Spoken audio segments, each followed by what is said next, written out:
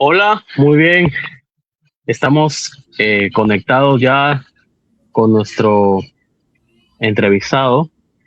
Muy agradecido por el tiempo que nos permite estar aquí. Estamos para presentar y un poco indagar sobre este libro, Panalito de Miel y otros cuentos del escritor peruano Gregorio Massa. Un libro con un valor literario garantizado y además con una reflexión sobre la realidad nacional y la problemática de la trata de personas exponencial que no lo habíamos visto antes en la literatura, al menos de Piura. Eh, Vamos a presentar, este es nuestro segundo episodio de la tercera temporada de entrevistas.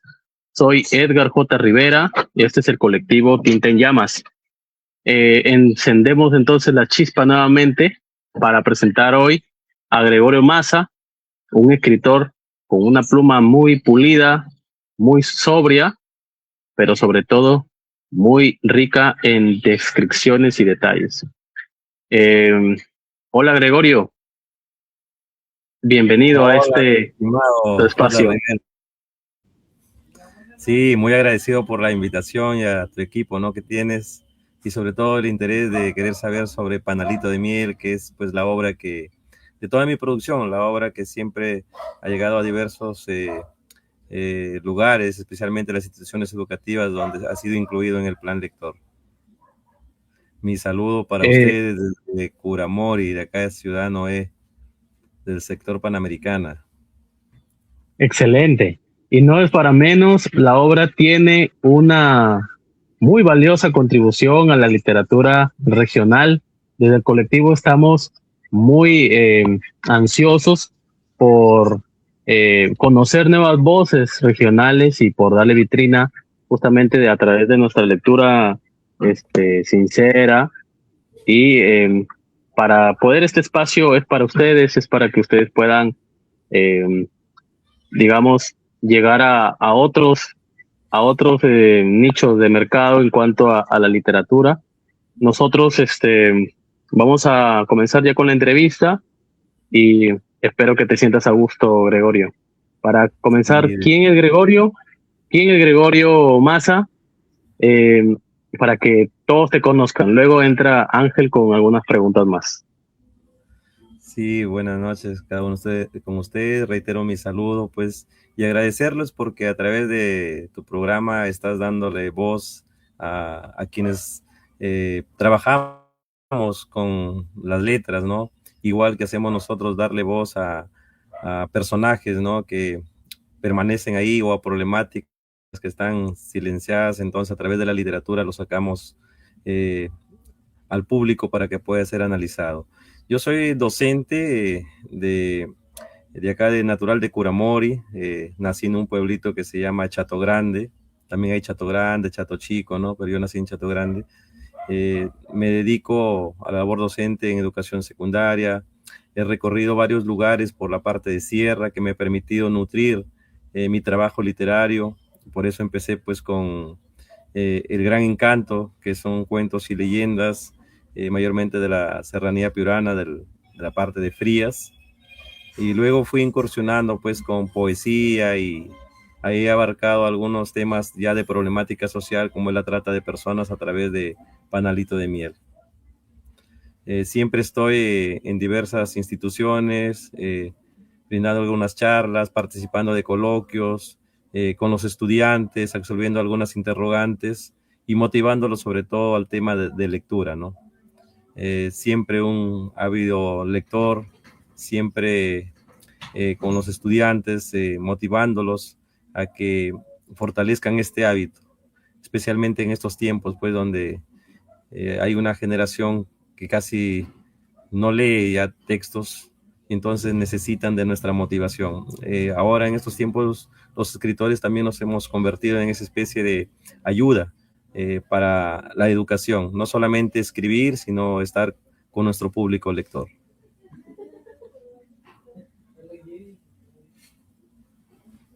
Genial, maestro Gregorio.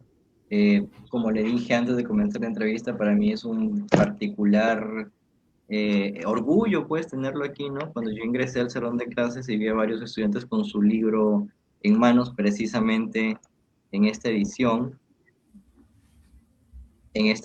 precisamente, pues me llamó mucho la atención, comencé a darle una lectura, la leí de corrido y me pareció bastante interesante, ¿no? Entonces me gustaría conocer el contexto, porque creo que la primera edición es de 2015, ¿no? Es decir, ya cerca de 10 años, bueno, más de 10 años que se ha publicado. Entonces cuéntenos por favor cómo nace Panarito de Miel y en qué momento de su vida, en qué circunstancias aparece, ¿no? Se me hace muy intrigante. Sí, Panalito de Miel nació pues hace varios años. Yo antes de ello había publicado Gran Encanto, ¿no? Eh, y estaba abordando justamente estos temas que me llamaban la atención, pero no había un punto de partida. Soy maestro, he trabajado por la parte de la sierra. Entonces, en una de esas conversaciones, en las tardes, ya pues en el frío, uno hay que estar ahí con su tacita de café, con su tortilla, con su queso, y a veces salen a relucir ciertas conversaciones con las personas que son de edad, y a veces donde uno paga a veces su pensión. Entonces salió a relucir la historia de una adolescente que había desaparecido de una zona y que pues uno solamente sabían de que había llegado, así como lo narro en el libro, con engaños a proponerle estudio, trabajo y todo fácil, ¿no? Me llamó la curiosidad y la empecé a escribir. Recuerdo que empecé a ficcionar eh, cierto tema, conjugarlo con la realidad, pero lo dejé ahí porque no le encontraba un final, como que no. Y nosotros los docentes tenemos este proceso de reasignación, después como de 12 años que estuve por la sierra, fui reasignado a otra zona acá por Tambo Grande, en un lugar cercano a las lomas. Entonces, hay lugares, este tema de la minería informal y ciertas cantinas, y nuevamente salió a relucir el tema de las chicas que las traen de diversos lugares, ¿no? Entonces me llamó la atención y recordé lo que había empezado a escribir y fue como un rompecabezas, ¿no? Entonces dije, acá va a estar la siguiente parte, vamos a empezarlo a trabajar. Ciertos diálogos también con la gente, ¿no? Ustedes saben que la literatura se nutre de eso, de las situaciones que podemos escuchar, de las situaciones que podemos ficcionar también. Entonces le di de tal manera que cuando salió al público, no imaginaba que iba a tener tal aceptación, y justamente por el tema que es preocupante. Eh, para mí como escritor, cuando ingresé a este camino, un inicio tenía propósitos claros. Uno de ellos era el tema de identidad cultural, revalorar el tema de historias de nuestras comunidades, pero también me propuse escribir problemas sociales, situaciones que permanecen ahí, que a veces para nuestras autoridades parece que no existieran, ¿no? Entonces le di voz a estos personajes, poniendo en la mesa esta problemática y sobre todo buscándole un título que sea llamativo, ¿no? Que sea algo metafórico, Panalito de Miel, ¿no? Para aquellos que gozan, están dentro de ese mundo ganando dinero, y Panalito de Hiel para las personas, pues no, las jóvenes que son llevadas a la fuerza y son cortadas de su libertad. Así nació Panalito de Miel, de una conversación, y luego ya pues tuve que darle las características, personajes, ¿no? La trama, y sobre todo acondicionándolo a un lenguaje, porque el propósito era que vaya a un público estudiantil, porque es justamente ahí donde nosotros tenemos que trabajar también el tema de prevención. Y sí ha dado resultado, y más aún por el tema del final. O sea, tengo como característica en mis narraciones no darles un final, sino que queda un final inconcluso, ¿no? Y también era un propósito mío dejar ese lector con la inquietud de que quieras saber qué pasa, qué ocurre. Entonces le dejé inconcluso, ¿no? Y cuando sale la obra al público, lo primero que me preguntaban, pero ¿qué sigue? ¿Qué pasa? El perrito valiente alcanza a Floricelo, no lo alcanza, lo rescata o no. Entonces eso también pues fue un reto para escribir también pues una segunda parte. Bien, muchísimas gracias por su respuesta a la pregunta. Y sí, yo como lector, pues lo primero que pensé, que cuestioné al terminar la obra fue, bueno, logró escapar, ¿no? La protagonista, ¿no? Logró esperanza, logró escapar, logró llegar, ¿no? ¿Qué pasó? ¿Qué pasó con el perrito? ¿No? Al final también es muy triste por las patitas ensangrentadas, ¿no? Es muy descriptivo. Entonces se me viene la pregunta, pues, ¿no? Al trabajar un tema tan delicado como puede ser la trata de personas, ¿cómo manejó usted ese equilibrio entre lo narrativo, lo literario y de repente lo ético, ¿no? Porque dijo que su intención era llegar a estudiantes, ¿no? A concientizar, ¿no? Entonces, ¿cómo manejó de repente el tema o fue un desafío para usted no incluir de repente, digamos, líneas tan explícitas, ¿no? Para que no pudiera herir sensibilidades, o es que usted se limitó, lo hizo de frente, ¿no? Me gustaría saber de repente, o que nos dé un alcance de ese aspecto, cómo logró una obra tan consolidada. Sí, he tenido que ser muy cuidadoso, ¿no? En escenas que pudieran justamente herir susceptibilidades o expresiones salidas de tono, ¿no? Eh, Pienso que cuando se planifica un texto, ¿no? Y lleva un propósito, entonces justamente tiene que ir en esa línea. Por eso es que el maestro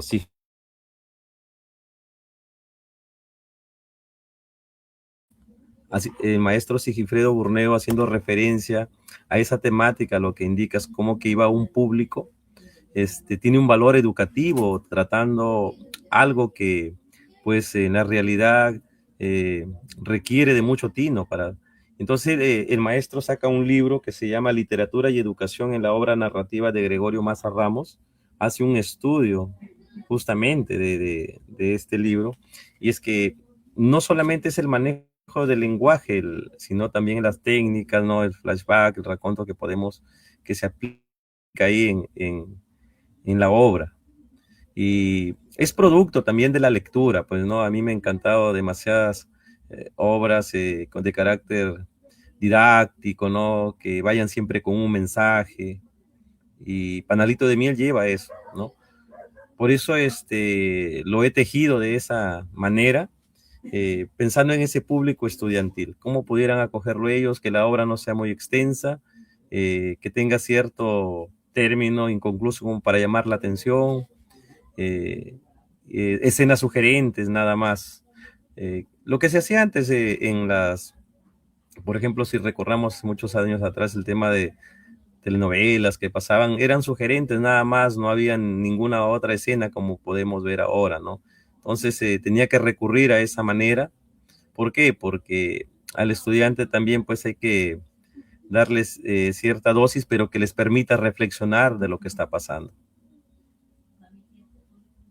No, sí, excelente, ¿no? Y yo he notado que es la sexta edición, al menos la que yo tengo aquí en manos, que usted tan amablemente nos ha obsequiado y autografiado, es la sexta edición. No estoy seguro de si existe una séptima edición, quizás, ¿no?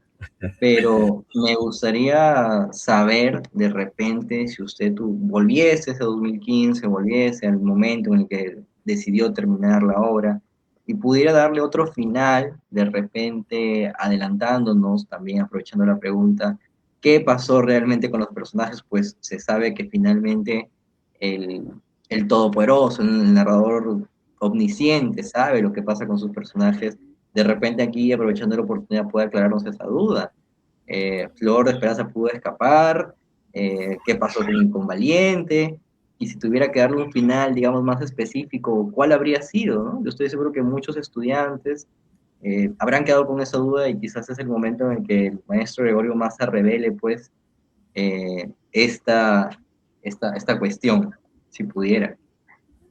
Claro, era la interrogante en que en todos los eventos, todos los conversatorios me hacían los estudiantes, pero ¿qué pasó? Queremos seguir sabiendo más, ¿no? La obra nos ha encantado tanto, el mensaje que nos ha dejado, decían, pero queremos seguir sabiendo qué pasa con Valiente, lo alcanzo, no lo alcanzo. pasaron varios años, ¿no? Desde que pues salió Panalito de Miel, y entonces asumí el reto también de continuar una segunda parte, ¿no? Pero que ya no se llame Panalito de Miel. Ese era también otro reto. ¿Qué título debería llevar, no? Como Valiente es el que va atrás de la camioneta con las patitas sangrantes, jadeando, pues ahí en alcance. Entonces decidir colocarle a la segunda parte Valiente, ¿no? Que es esta obra que salió el año pasado. Ahí está Valiente, que es el perrito. Entonces, él llega hacia la zona de Sechura en busca de Floricel, ¿no? Y ahí tiene nuevos desafíos a enfrentarse con otros perros que son agresivos, un pitbull que se llama Satán. Llega su hermana también de Floricel en búsqueda y empieza la trama, ¿no? Y el año pasado ha sido también esta obra, no ha pasado desapercibida, que dije de repente no supera Panalito de Miel. Entonces el año pasado ha sido requerido en varias instituciones también. Han hecho trabajos, maquetas del perrito Valiente, incluso videos, ¿no? Algunos animaciones sobre la obra, y ha caído muy bien. Valiente llega a Sechura,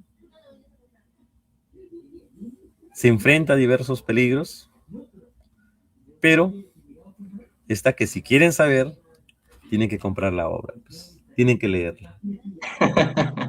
Por supuesto, ¿no? Y esa es la idea también de poder, de Y lo poder otro es hacer. que, lo que sí les aseguro es que nuevamente se va a quedar con ese sabor de querer seguir sabiendo qué pasa, porque la historia no culmina, ¿no? Nuevamente hay una escena que permite preguntarse qué pasa. ¿Sale airoso de la batalla Valiente o no? Incluso Bueno, aquí también está incorporado otras escenas, por ejemplo, el tráfico animal, ahí se encuentra con un lorito, cómo llega y narra esas historias, ¿no? Siempre he tratado de ver eso, no solamente que sean humanos los que participen en este problema tan latente que tenemos, sino que desde la mirada de un perro, de un loro, que se vea la deshumanización que tenemos, como el hombre por dinero, ¿no? Pues hace esclavo a su mismo prójimo, le roba la libertad a ciertas personas. Ahí también hay tema del tráfico de órganos.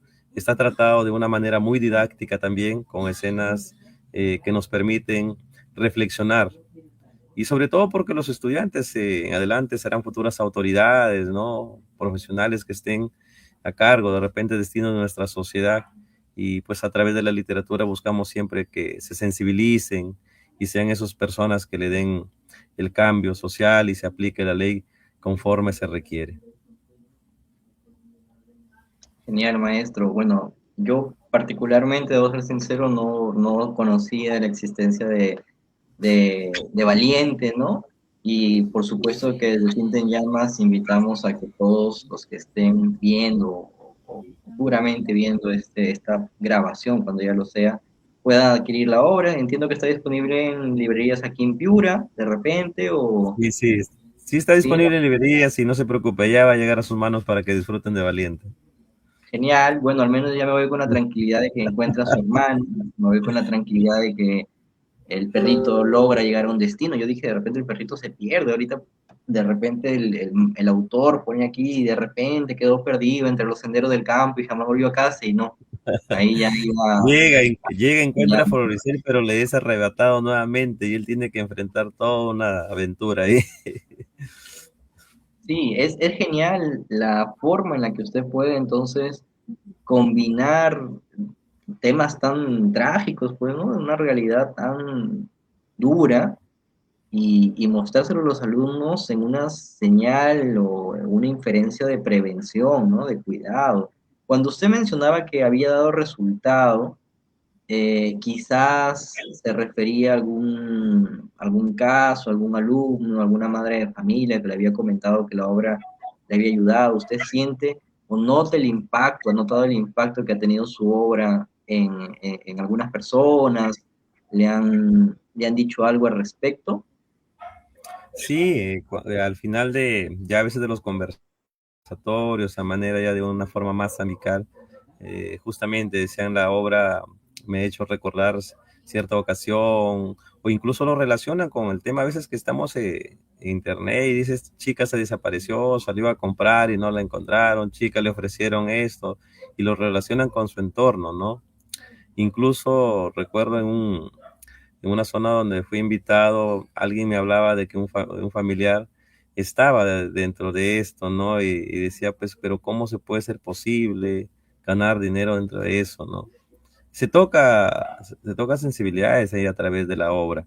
Y ese es creo que el rumbo que ha tenido este libro, que ha permitido calar hondo, ¿no? Y los estudiantes hacen sus debates, lo relacionan con su vida, ¿no? Los docentes les hacen el tema, por ejemplo, hacen sus monólogos, dramatizaciones y todo eso, que van más allá de lo que a veces uno imagina como escritor. El tema mío pensaba solamente que tendría una o dos ediciones, pero la obra ha avanzado años y años y aún sigue requiriéndose. Y eso implica que es un tema vigente, y eso también me da un reto más, pues, a continuar, a seguir viendo esta problemática, a ser la voz de nuestros tiempos que tenemos. Por eso es que también salió una obra también ahí seguida que se llama Gatilleros, ¿no? Que tiene que ver con el tema de esto del sicariato, ¿no? Bien, maestro, he visto que usted además bueno, de escribir narrativa, cuando yo le he googleado, cuando me he preparado para esta entrevista, usted más que todo aparece como poeta, ¿no? Quizás no he tenido el placer de profundizar en sus poemas, pero me da curiosidad saber, para los que recién lo conocen, ¿no? Eh, ¿También hay este tipo de denuncias sociales en su obra poética o son temas distintos? De repente, ¿usted se autopercibe más como un narrador, como un poeta? ¿Cuál es su visión propiamente dicha dentro del mundo de la literatura? Claro, empecé como poeta, mis primeros pasos fueron el tema del amor, el desamor, ¿no? Eh, poesía a la familia, poesía a la naturaleza. Y luego, como que sentí que ya era de dar un alto a la poesía. Publiqué un libro que se llamaba Granada Roja, que tenía poesía social. Y, y luego ya incursioné a lo que es la narrativa, ¿no? Con el libro del Gran Encanto. Publiqué el libro como Granada Roja en tema poesía, Soy otro loco, Blanca Esperanza, Incendiaste mi corazón, ¿no? Y, y de ahí ese tema, el tema literario poético lo he dejado y ahora he continuado con lo que es la narrativa. Pero siempre las líneas también de la narrativa tratando de poetizarlas, ¿no? Sí, justamente yo tengo por aquí subrayado dentro del libro que recalco para los que recién se están uniendo. Tan amablemente usted nos obsequió, creo que ha sido el primer autor que nos obsequia una obra en su versión física, ¿no? Entonces le agradecemos bastante. Por aquí menciona, ¿no? La muerte no existe, o la muerte no actúa sin que Dios lo quiera.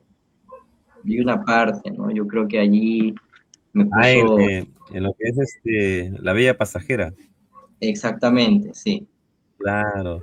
La muerte sin la orden de Dios no mata a nadie, La ¿no? muerte sin la orden de Dios no mata a nadie. Curioso porque yo entiendo pues que usted es también católico, ¿no? Entiendo que es bastante adentrado en el tema de la religión. Entonces quisiera que profundicemos más en esa parte, en esa frase, qué tanta metáfora hay, cuáles son sus convicciones al respecto. Me parece muy interesante y por aquí le he resaltado. De repente Sí, pudiéramos utilizar allí. claro, eso sí es una expresión de conversaciones tomada del mismo pueblo. Yo recuerdo que cuando fui a trabajar acá cerca de Tamboranes a las Lomas, había un señor que, bueno, le decían por Chapa el Mono, y era un hombre, gran contador de historias, y él era el encargado de llevarme una moto lineal hacia el pueblito donde trabajaba, que era una zona lejana, ¿no? Entonces, dentro de ello, justamente contaba la historia de esto de que habían llevado a una chica y que cuando la fueron a ver no le encontraban, ¿no? Entonces, que tenía que ver con las acciones, porque era la muerte la que estaba ahí, prácticamente llevando, y así como lo narro en el cuento, a veces tenemos ciertas oportunidades de volver a vivir y hay personas que no toman conciencia de sus actos y vuelven a reincidir en los malos caminos que andan, pues y terminan en la muerte. Tal como pasa ahí con Honorio, pues, ¿no? Eh, Era un hombre, pues, que pensaba que tenía el sobrino y andaba en malos caminos. Y cuando él piensa que se había salvado quizá y ve al sobrino que había muerto, entonces él se ponía a pensar eso, ¿no? Él se había arrepentido de las cosas que andaba y no le había pasado nada, pero en cambio el sobrino no. Por eso es que viene con la expresión ahí, pues, ¿no? La muerte sin el permiso de Dios no mata a nadie, ¿no? Sí, sí, por supuesto, ¿no? Y cito, si me permite, aquí textualmente, ¿no? Y no es tan fea como la pintamos, como la pintan, perdón. Ajá. Ahora puedo afirmar que no se le debe temer, pues, aunque se le encuentre en la calle, la muerte no mata a nadie sin el permiso de Dios. Esa personificación que se le hace a la muerte como una mujer hermosa, pícara también, ¿no? Pícara, como que incita allí a los hombres. Parte entonces por lo que me cuenta, de una vivencia que usted conocía a un señor que hacía movilidad, ¿no? En su motocicleta, o es que usted se lo imaginó así, usted imaginó que la muerte o una ejemplificación o personificación de la muerte se vería de esa manera. ¿Le gustaría que la muerte se vea de esa manera, señor Gregorio? Claro, claro, siempre se le ha pintado, ¿no? Con su guadaña, como algo terrorífico, ¿no? Pero dentro de la historia ya le dimos otro cambio y que se le vea, ¿no? Como una mujer, ¿no? Eh, Risueña, que está ahí de repente llevando a quienes tiene que llevar y a quienes no, pues todavía aún dándole la oportunidad de la vida, ¿no? Pero siempre sobre ello está Dios, ¿no? Ella que sea como una mensajera. Y hay varios que justamente han dicho, no, pero la muerte no es así, lo han pintado. Incluso para los mismos estudiantes que leen, dicen, pero la muerte siempre la han pintado diferente. Le digo para que puedan observar, ¿no? Incluso ellos dicen, no, pero a mi papá también le pasó lo mismo. Era un taxista, trabaja acá en el mercado de Piura hacia Enace y subieron dos señoritas y cuando regresó a mirar atrás, ya no iba nadie, ¿no? Y decía, pero no había bajado nada. Entonces, daba motivo a conversaciones y a mí me llamaba la atención porque esa historia era pues de una zona lejana, ¿no? Rural. Y imagínense las coincidencias, pues, que niños narren también, pero que son ya de zona urbana, ¿no? No, sí, es bastante interesante y bueno, ya estamos repasando. Y a veces uno viaja con Sí, ciertas personas y no sabes quién va a tu lado. Así efectivamente, ¿no? es, Así es, así es. siempre. Es muy interesante. Yo también he tenido la fortuna de haber escuchado ese tipo de relatos. Hay justamente también un escritor que se ha centrado en eso para escribir su libro. Hablo de Rafael Butarra, por ejemplo, ¿no? En La novia fugitiva también él plantea cuentos urbanos, leyendas urbanas de estas, ¿no? Sí, así es, también me Estimado Gregorio, quería hacerle una pregunta. Eh, ¿Alguna experiencia que justamente usted que está en el plan de lectura, ya nos gustaría a nosotros también tener tantos lectores como usted? Tendríamos que escribir algo como panalita de nieve para poder hacerlo. Claro, lo Eh, pueden hacer. pero, mi pregunta va en eso. ¿Una experiencia de algún estudiante que usted haya tenido contacto y que haya entendido tal vez otra cosa o un mensaje adicional a Panalito de Miel, que a veces nos pasa a los escritores que los lectores son los que a veces interpretan de manera distinta, pero bastante acertada una obra nuestra? Sí, en la línea que he escrito el libro, muchos lo han entendido, ¿no? Ellos siempre culminaban con el mensaje de que ¿por qué el ser humano por dinero puede hacer esto, no? Ellos decían, pero ¿por qué por dinero puede hacer cosas tan malas? E incluso se toca ahí el tema del, de la niña que va en busca de su papá, ¿no? Y yo decía, ¿cómo puede un padre encontrarse en esta situación, en un lugar? Y ahí venía a colación ciertas historias, pues, ¿no? De a veces papá que le faltan el respeto a las hijas, ¿no? Y entonces era motivo de conversación, eh, ¿por qué alguien que te tiene que cuidar, alguien que te da la vida, culmina siendo un acto tan desastroso, se podría decir, contra su propia sangre, ¿no? Y Aberrante, eso ¿no? sí era aberrante, claro. Y entonces los estudiantes ellos contaban sus historias. Entonces, eso es lo que a mí me llamó la atención de la historia que ha sido contada y que ha dado motivo para tocar tantas historias. Y los estudiantes, ellos incluso le decía, pueden escribir sus historias. Es motivo para que incluso ustedes pueden darle la segunda parte a Panalito si desean, ¿no? Como asumiéndoles un reto.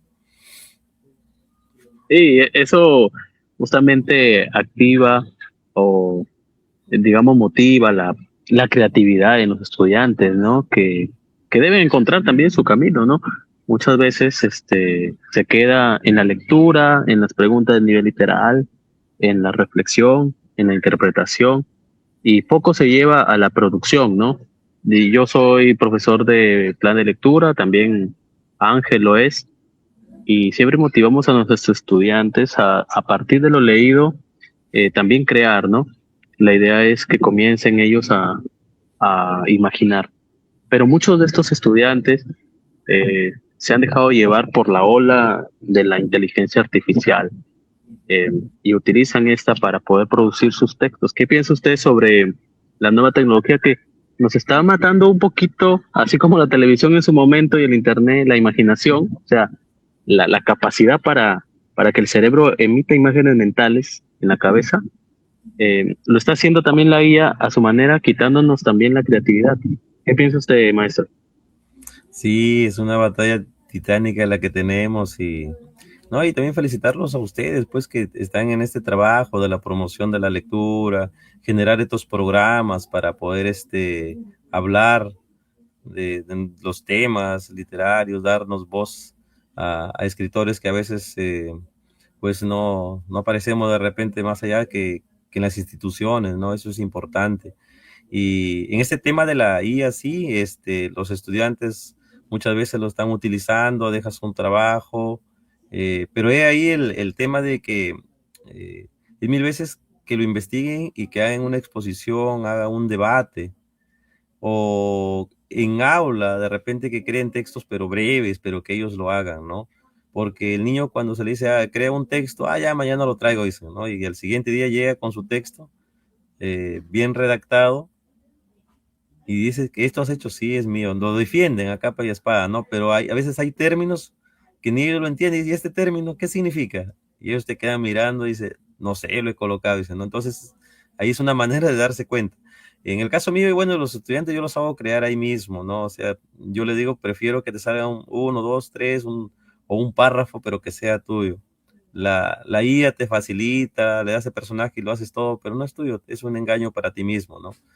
Y tenemos que estar en esa batalla. Estas generaciones, prácticamente el tema de raciocinio, ¿no? El razonamiento, el tema de creatividad, está siendo avasallada por el tema de la IA.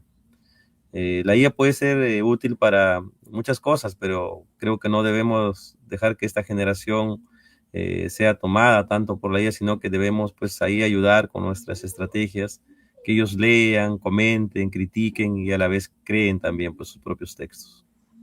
Por supuesto, maestro, es un desafío, como usted lo dijo, un adjetivo titánico, pues, ¿no? Porque yo estoy justamente promoviendo bastante la creación literaria y sí he visto bastantes intentos, pues, de, de enmascarar sus textos con la IA, pero es bastante reconocible, ¿no? Tiene patrones Claro, ahí narrativos, conectores lógicos que de repente no encajan, no encajan, bueno, al menos con el nivel de un alumno, ¿no? Y sí, sí, es exacto. imposible. Sin embargo, cambiando un poco el panorama, me gustaría preguntarle en qué está trabajando actualmente. Usted dijo, gracias por darnos este espacio, escritores que de repente únicamente estamos en Plan Lector, no se subestime, yo sé que es más reconocido seguramente de lo que usted piensa. De manera que me gustaría preguntarle, pues, cuáles son sus planes a futuro, planea en qué está trabajando, de repente una novela, quisiera usted, o cuáles son sus proyecciones, ¿no? Sí, continúo trabajando. Ahorita tengo un libro que ya estaba a punto de publicarlo, pero ustedes saben que nuestro público también merece pues cierto aprecio, cierta estimación y los libros que van hacia ellos deben estar en su punto, ¿no? Como cuando preparamos un ceviche, la comida ni muy salado, ni muy, o no muy picante, ¿no? Entonces ya estaba el libro justo para salir, pero le di una releída y entonces me di cuenta que algo faltaba y algo sobraba. El libro se llama A Jardines Silvestres, ¿no? Que tiene que ver con la toma de algunas zonas de tierras que está por mi lugar, por ciertas empresas y que han despojado pues a los campesinos, la explotación laboral que se vive, ¿no? Y he estado trabajándolo y aún lo mantengo, pues de repente a fines de año puede estar saliendo este libro. Tengo también un libro para textos de narraciones para primaria, ¿no? Un librito que va a llevar el título Bombón Cansador de Ratones y otros cuentos. Continuamos trabajando ahí. En el tema de poesía sí creo que ya no estoy planificando, sigo escribiendo, pero aún no con propósito de publicar, quizá más adelante, pero en lo que es narrativa sí ya tengo previsto, incluso trabajando pues la obra también de una tercera parte de lo que es Valiente, ¿no?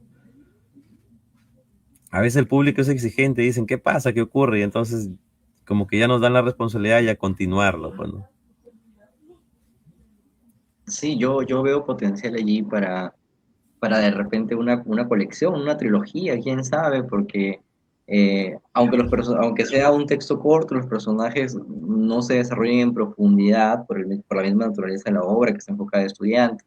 Aún así se logra conectar, pues, ¿no? Con la realidad implícita, o más bien explícita de la obra, perdón, y con el perrito y con esta niña que finalmente logra escapar.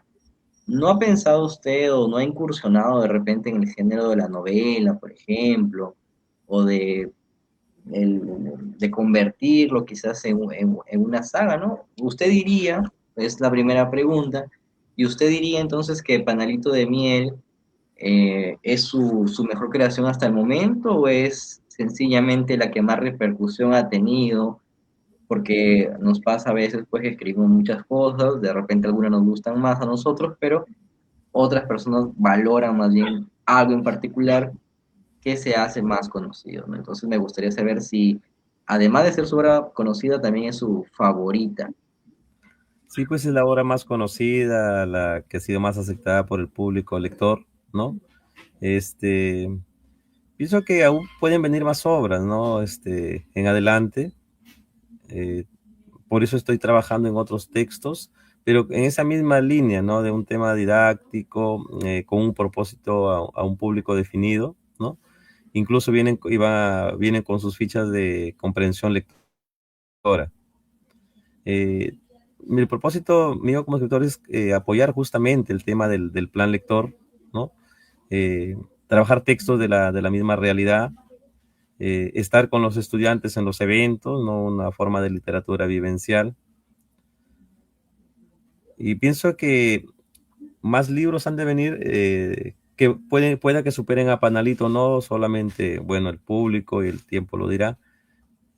No me he desanimado en nada, sino por el contrario, ¿no? Seguir leyendo bastante para seguir nutriéndose también uno, alimentándose de buenas lecturas y producir pues un nuevo texto, ¿no? De lo que viene. Entonces, sí es su creación favorita, de momento. Claro, hasta el momento está la oración favorita. O puede que más adelante pase otro libro. De repente, pero será difícil despegarse de su hijo literario, ¿no? Y Sí, hablando Ese de... rey, Panalito ha sido el que más me ha el- abierto, en que incluso fue presentado pues en México, ¿no? Que estuvo a cargo de amigo Freo Manrique, ¿no? También fue presentado acá en el Museo de José Carlos Mariatti, en Lima también. Es el libro que más me ha aperturado, ¿no? Espacios incluso reconocimientos que me han entregado instituciones. Con este libro sí, muy gratificado. Y justamente recordábamos el fallecimiento hace muy poco de un escritor regional también, Mario Palomino, y a propósito de su fallecimiento, se recuerda bastante al Sonar de la Quebrada, por ejemplo, ¿no? Que es su cuento más emblemático, pese a que él escribió muchísimo más narrativa. Es su cuento que ha sido reeditado hace muy poco también por el maestro Houdini en la colección en la que usted también participa con Panalito de Miel. Creo que Dios no quiera, pero cuando nuestro amigo Gregorio no esté entre nosotros, se le recordará por Panalito de Miel y se lo leeremos en su nombre. Al igual como yo lo hice el día que me enteré del fallecimiento del maestro, de nuevo leer Al Sonar de la Quebrada. Sí, pues los escritores, son como ciertas también, pues agrupaciones buscan un tema, ¿no? Algunos llegan, otros no, y en este caso, pues llegó el tema de Panalito que ha permitido, pues, tener la aceptación, igual que Mario Palomino, un gran amigo, pues, nos dejó y justamente el Sonar de la Quebrada, ese que lo hizo conocido y ese es la obra, pues, que le queda, cuento emblemático que queda, pues, para las generaciones que tienen que leerlo, ¿no? Sí, y a propósito, usted mencionó que el constante aprendizaje del escritor, que se basa en la lectura, por supuesto, ¿no? El 90% de escribir es leer, decían algunos. ¿Cuáles son sus referentes literarios, al menos en el ámbito peruano, quizás, ¿no? Por ejemplo, uno de los míos grandes referentes es Julio Ramón Ribeiro, por supuesto, soy un gran fanático en ese aspecto. ¿Usted toma inspiración, referencia de algún escritor en particular o está nutrido de diferentes disciplinas, de diferentes corrientes literarias? Claro, bueno, en poesía cuando empecé, pues yo era uno de los, me encantaba Pablo Neruda, incluso el mismo este poeta peruano que fue fusilado, Mariano Melgar, ¿no? Eh, Carlos Augusto Salaverry. El tema romanticismo quizás uno porque empezaba, pero luego cuando continuaba leyendo y leyendo estaba pues José María Arguedas, Ribeiro, acá en nuestro Piura pues la obra que me encantó el tema social, del despojo también de tierras y quizás porque lo hemos vivido acá en esta zona, el autor de Taita Lloberaqué, pues, ¿no?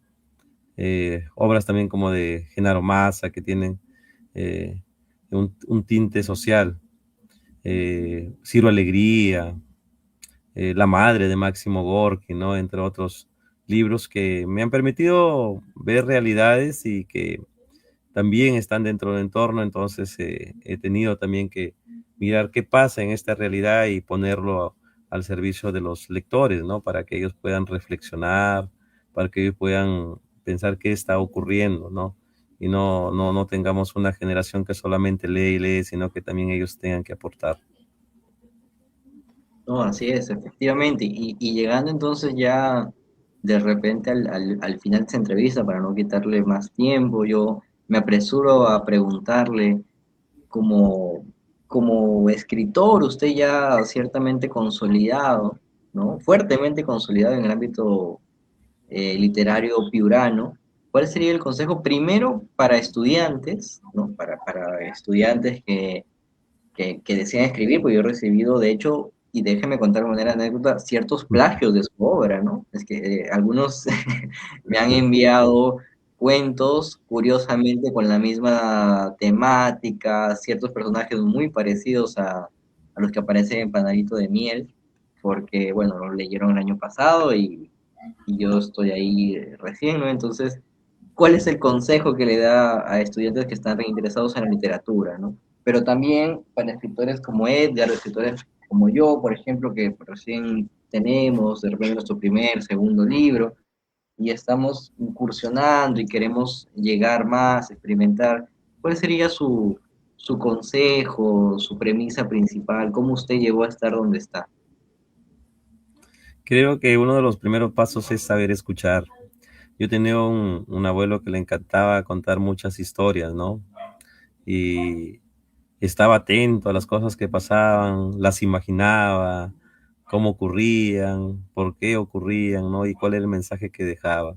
Era uno de los primeros pasos de pequeño que me encantaba escuchar historias, incluso de personas que no eran familiares. Me iba solamente para que me cuenten historias. Y el otro paso era el tema de lectura, ya cuando empecé a estudiar, ya empecé con esa época, pues habían revistas Calimán, Turok, El Águila Solitaria y otros cómics que siempre el lema era el tema de la justicia, ¿no? Entonces leía y leía bastante. Entonces hay otro consejo, el primero, saber escuchar, el siguiente, leer, ¿no? Leer. Luego hay que observar nuestro entorno, eh, ser muy curiosos, ¿no? Desde una hormiga hasta algo más grande que tengamos y aprender de la misma naturaleza.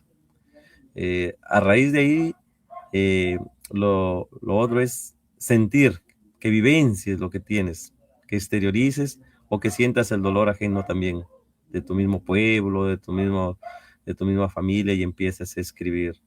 Hay tantas cosas en los jóvenes que tienen, por ejemplo, ahora ellos, eh, a pesar de que están en el tema de tecnología, quizás tienen problemas, el tema del estrés, el tema del silencio a veces que viven. Anterior uno, en las tardes teníamos que conversar en familia, ¿no? Ahora no, ahora cada quien está con el celular y tienen tantas historias por contar.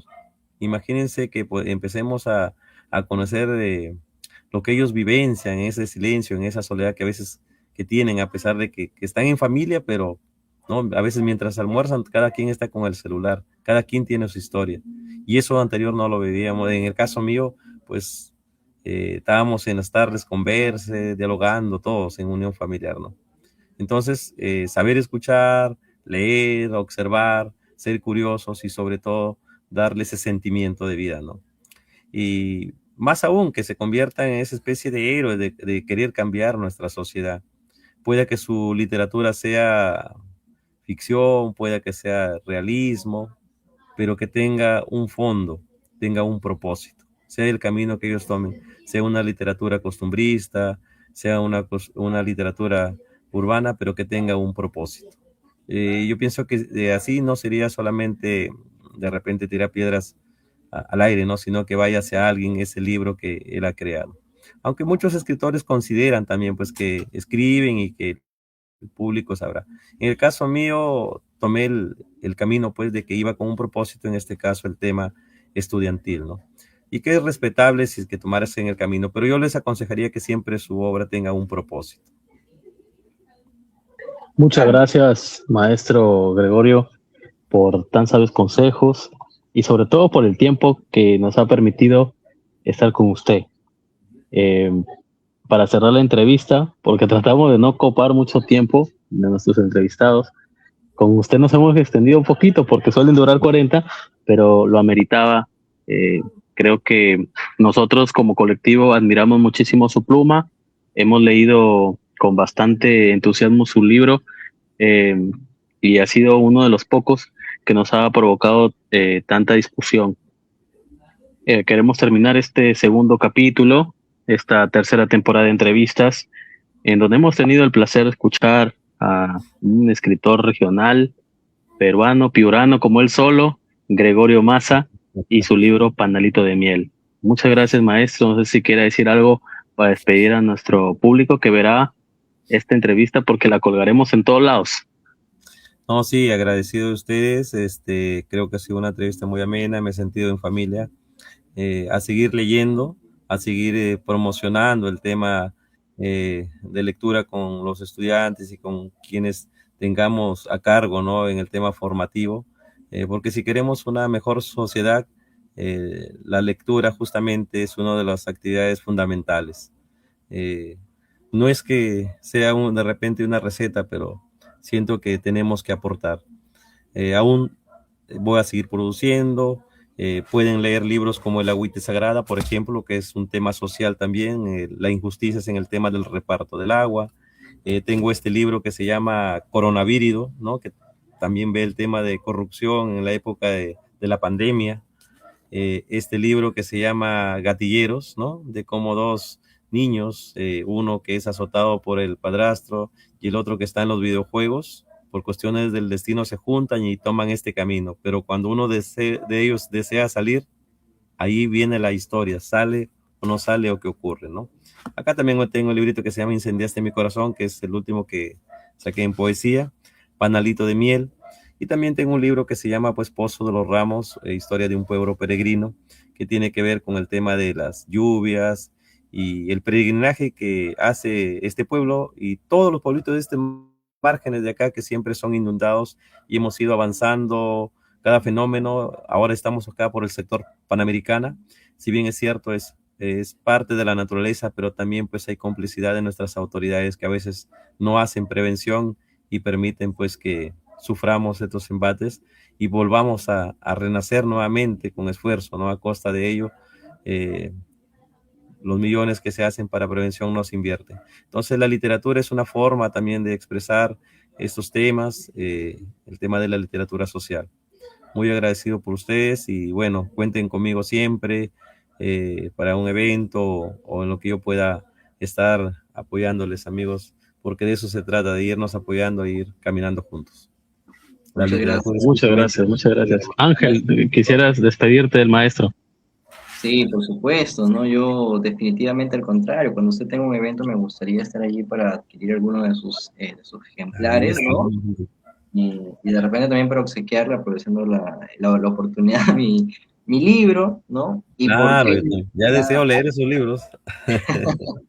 sí, Edgar tiene ya dos, tres libros publicados, me parece, Edgar, ¿no? De Amor y otras mentiras, Habitación Sí, suspendida y El Rey Dragón, me parece, ¿no? Eh, Así es, yo así por es. mi parte, con Un padre temporal y otros cuentos, de repente pronto una presentación y usted está gratamente invitado a ser un panelista para dirigir. Usted, de verdad, es una figura bastante consolidada y me encantaría pues que esté presente. Agradecer también a las personas que nos vieron en vivo. Si bien es cierto, no somos muchos, estamos creciendo. La comunidad literaria ciertamente es reducida, pero estamos en ese prospecto, en ese proyecto de crecer y qué mejor que presencias como usted para apoyarnos en este colectivo. Le agradecemos mucho. eh, También a las personas que van a ver la retransmisión, pues espero que lo hayan disfrutado y ha sido un enorme placer tenerlo con nosotros. Entonces creo que damos por finalizada esta amena entrevista en la que nos hemos divertido bastante. Me he despejado varias dudas y me he recordado pues de que usted además es un escritor piurano con todas sus letras, puesto que de Curamor y no escribe sobre Piura. Es raro a veces leer la palabra moto, mototaxi, una ilustración de una motocicleta, perdón, de una mototaxi, un libro, ¿no? Es emocionante a veces incursionar en la literatura regional. Muchísimas gracias, maestro, y nos estaremos viendo muy pronto, espero. Que tengan muy buenas noches. muchísimas gracias también a ustedes. Hasta luego.